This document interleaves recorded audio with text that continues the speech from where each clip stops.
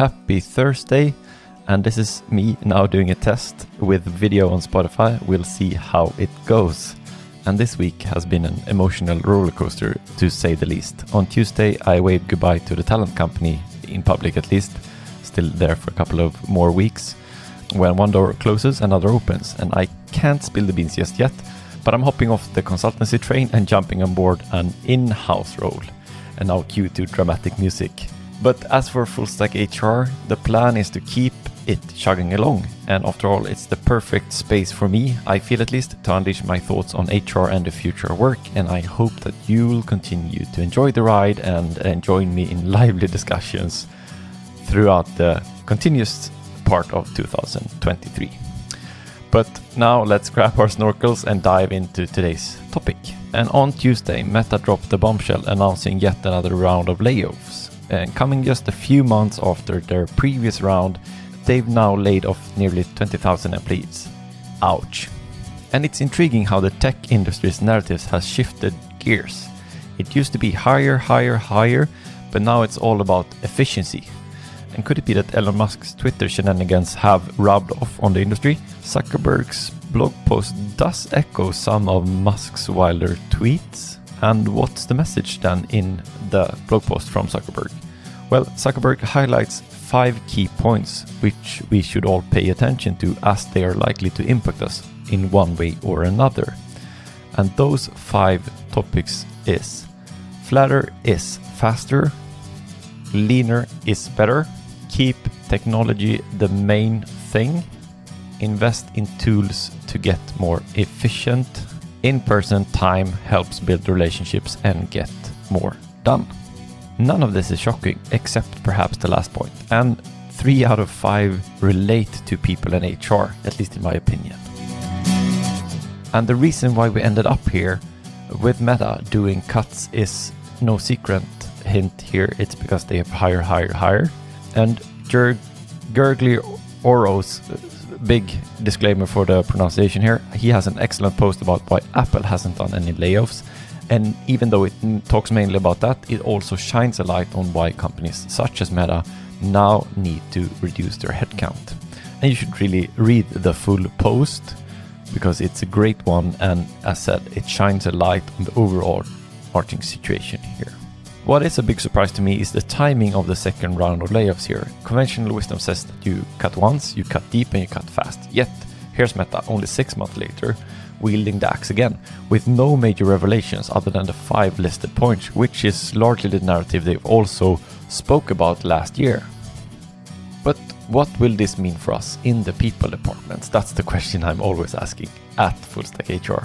Well, big tech companies have always influenced the rest of the industry. Though this might change in the coming years, they still shape how we conduct business. So even if Meta now feels as cool as Microsoft did when Steve Ballmer screamed his lungs out, many still look up to companies like Meta, Twitter and Apple and whatnot, hence they influence us. And we also have smaller tech companies and their investors driving the more with less narrative as the environment has shifted, the macro environment has shifted. And while macroeconomics undoubtedly have changed, as we can see or we saw in the chart, Meta remains profitable despite its massive headcount. So no, it's not down to earnings here purely. It's a sentiment shift, a change of course and a change of mindset in the tech industry. And the pendulum has swung from higher to efficiency. And we see that throughout numerous amount of companies.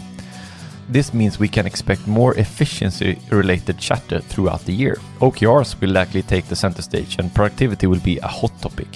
And usually this means organizations want more control, especially over their people, want to control their people. And it's easy to get caught up in this narrative and try to assert more control while working at these companies.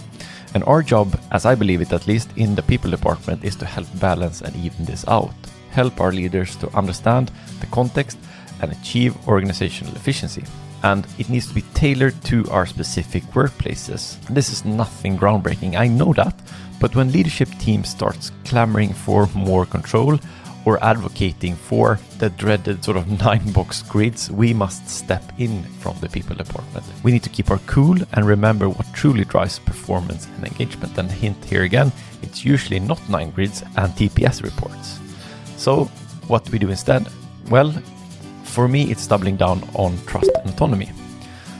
Companies that sprinkle trust and autonomy into their secret sauce are actually investing in their employees' happiness and growth.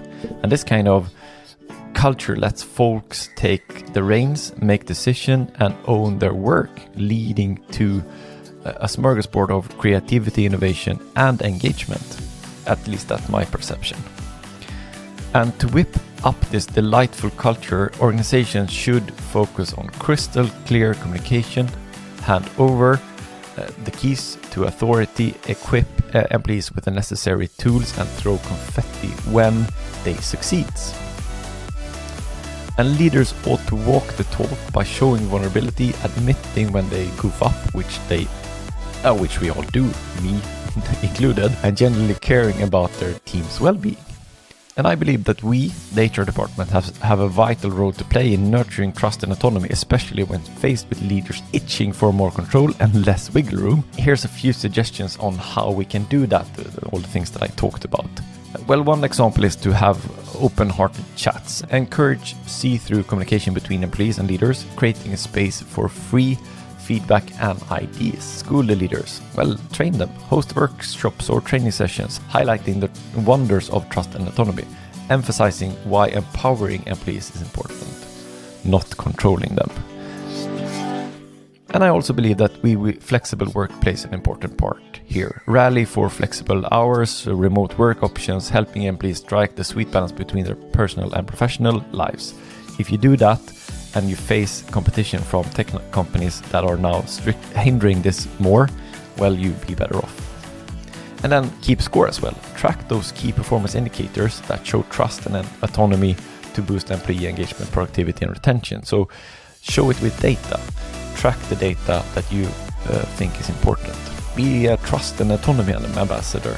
Nudge leaders to embrace this approach and showcase the effects of doing it and highlight the good examples. And by focusing on trust and autonomy, we can create a supportive environment that drives performance truly and also drives engagement without resorting to the outdated controlling tactics of the past. I think it's like swapping a rusty bicycle for a shiny rocket ship, the shiny rocket ship then being autonomy and trust. And this might have been an unnecessary reminder, but hey, then at least you got one, and yeah, I needed one as well. That's it for today, and that's also the first now then video version of the podcast. I hope you had a good one, and I'll catch you next week.